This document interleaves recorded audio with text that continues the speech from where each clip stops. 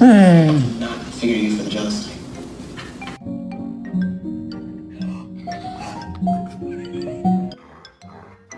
Have you got on him? Why are you growling?